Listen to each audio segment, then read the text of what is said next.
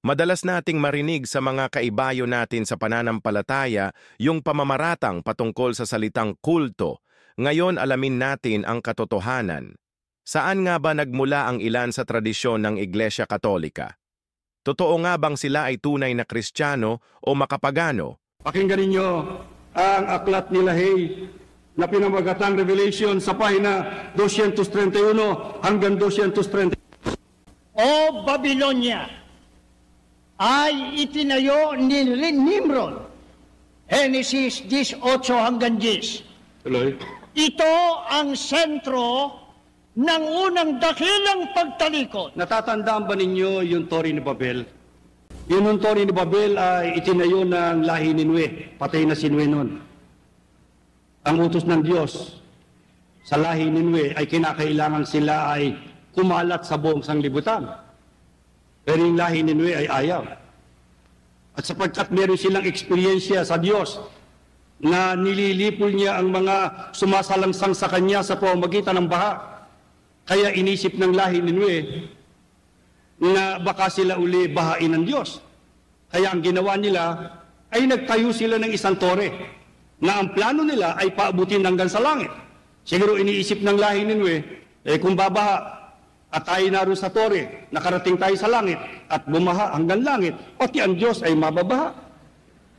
Yun po ang kapilyuhan ng lahi ni Nue. Ang sabi ng binabasa natin ngayon ay sentro ng unang dakilang pagtalikod. Ang kauna-unahang pagtalikod sa Diyos ay ginanap ng mga tao na nagtayo ng Torre ni Babel na siyang pinanggalingan ng salitang Babylonia. Ano ho? Naisagawa noong Babel o Babylonia ang pagtalikod noong una. Pakinggan ninyo at itutuloy natin.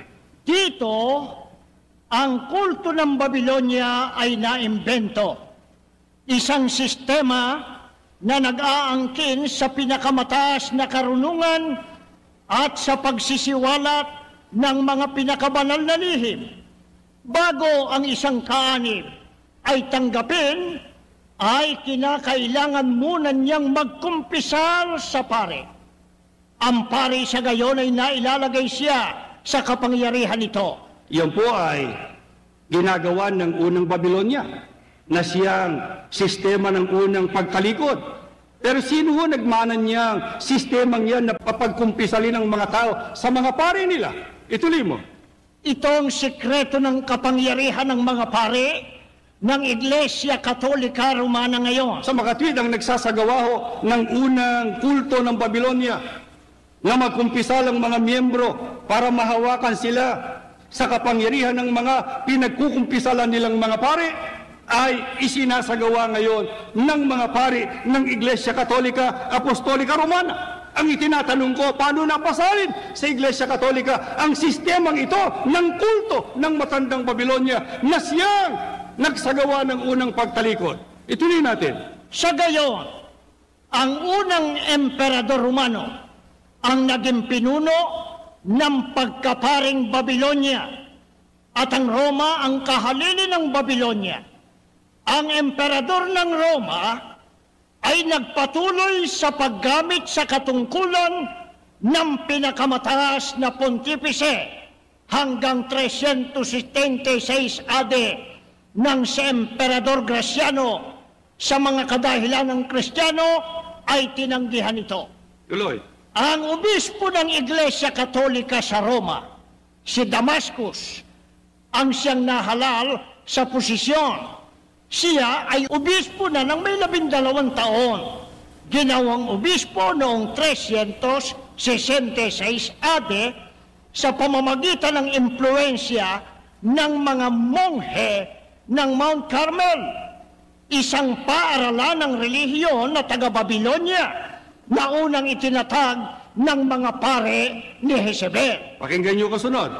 Kaya noong 378 AD, ang pinuno ng Orden ng Babylonia ay naging pinuno ng Iglesia Romana. Nasalin. Primero ho ay nasalin muna sa mga emperador ng Roma. Pero mayroong isang emperador, si Graciano, ayaw nang tanggapin yung pagiging mataas na pontipice ng kulto ng Babylonia. Sino ho ang pinagsalinan obispo ng Iglesia Katolika na si Damasco. Kaya noong 378, ang pinuno ng Orden ng Babylonia ay napasalin sa pinuno ng Iglesia Romana. Ano ho nangyari? Tuloy mo. Sa ganito, ay pinag-isa ni Satanas Sino? ang Roma at Babylonia sa isang sistemang pangrelihiyon. Yun hong relihiyong pagano ng Babylonia at saka ng Roma, napuntang lahat sa Iglesia Romana at naging kanyang sistema. Ano ang ibinunga sa Iglesia Katolika? Anong nakita sa Iglesia Katolika nang masalin sa kanya ang kulto ng Babylonia na kanyang minana sa mga emperador ng Roma? Eto na. Pagkatapos na si Damascus ay ginawang pinakamataas na pontifice o papa, Ayan. ang ritos ng Babylonia ay nagsimulang lumitaw sa harapan.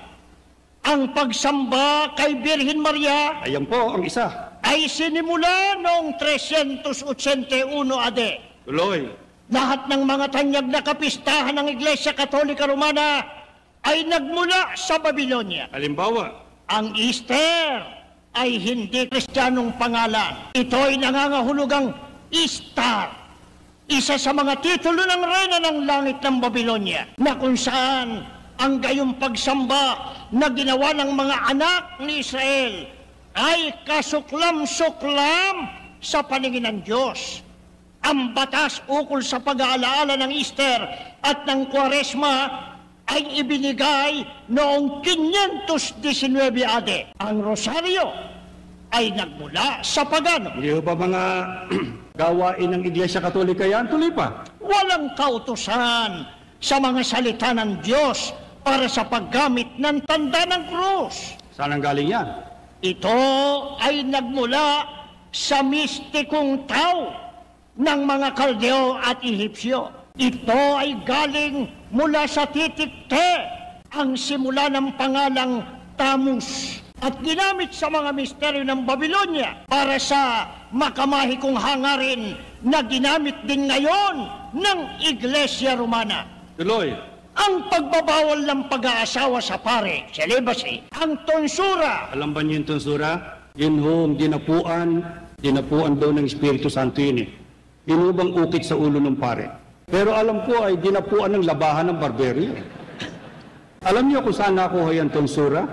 Ang tonsura. ang tonsura, ukit na pabilog sa ulo ng mga pare, at ang orde ng mga monghe at madre ay walang kautusan o kapangyarihang mula sa banal na kasulatan. Ang mga madre ay imitasyon lamang sa mga banal na birhen ng paganong Kaya Roma. ang Iglesia Katolika ho ay hindi Kristiyano. Nagpapanggap na Kristiyano. Kaya nga, ang tawag nila sa kanilang sarili, Katoliko. Katoliko Romano.